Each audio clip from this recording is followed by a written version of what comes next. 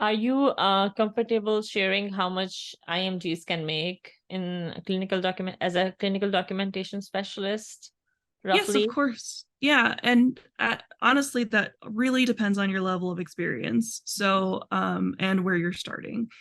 And so the place where I started, they accept a lot of international and foreign medical graduates. That's what they specialize in. I started there. The people just before me started at $17 an hour. I was at $22 an hour. Eventually, I've worked my way up to a contract position making $53 an hour. I've heard of some people making upwards of $100 an hour. So it really depends. There's like a huge variety. Also depends on what state you live in. So Mm-hmm. fairly decent pay. Certainly Yeah. not attending pay, but it certainly got me back up on my feet. I don't think that it hit most of us just how difficult it is until after we started applying to residencies. I mean, we're given some resources, but I feel like in a lot of these schools, there's just not enough. And there's not enough. And knowing that it's harder for us to match into medical residencies, there's not enough follow up and making sure that a student is prepared the next year to match into a residency. So I've also come to find that, there's just more and more people applying for these residencies every year. And as a US student, I think you're typically told to apply to maybe 50 programs.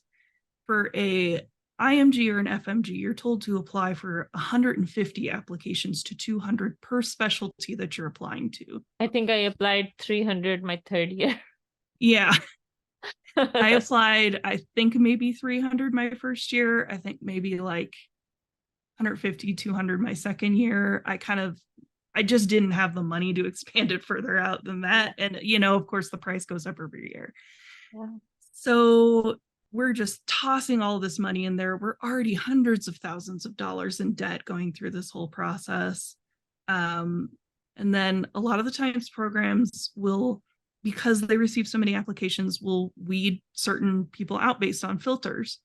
And we know that a lot of us are going to get filtered out because sometimes they will specifically filter out international and foreign medical graduates when looking at applications. They'll filter out people who are a couple years out from their graduation. The further you are out from your graduation, the less likely you're going to match. And that it dramatically goes down. I think I read statistics on Medscape that in 2021, the people who had not graduated in 2021, their likelihood, their rate of matching was 50%. So half of them didn't have a chance.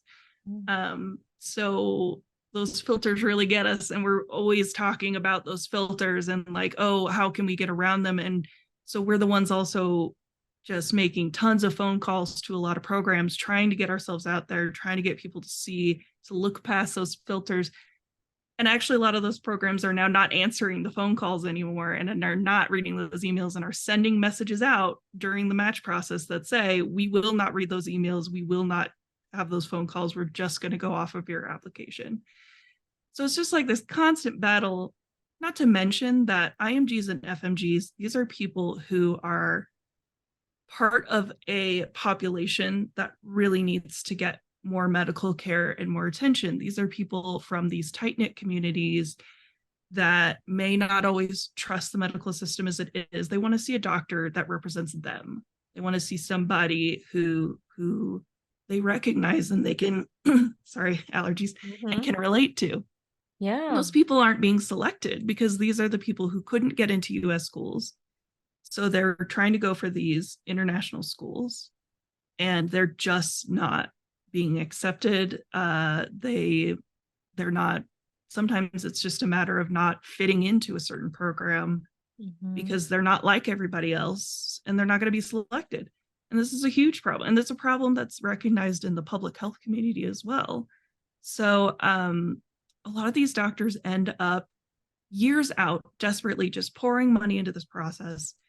These are the people that, there's just not a lot of medically, when you have an MD, that doesn't mean that you can become a medical assistant. It doesn't mean that you can be a pharmacy tech. It doesn't mean, all of these require separate certifications Mm-hmm. that require more money, more time, Mm-hmm. and may not even necessarily guarantee a job.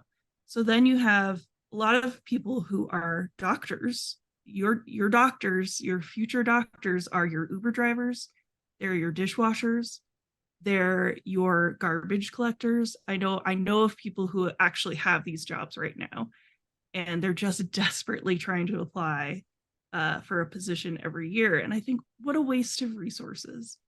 You know, like we're always talking about a doctor shortage, and we have them. They're here, but Yeah. we just don't utilize them properly. So I feel like as a CDS, at least I feel like I'm using my degree. Yeah. And I feel like I'm still involved. I'm still reading patient charts. I'm still keeping up with continuing medical education. And that makes me feel quite a bit better. But there's just so many massive amounts of challenges for IMGs and FMGs.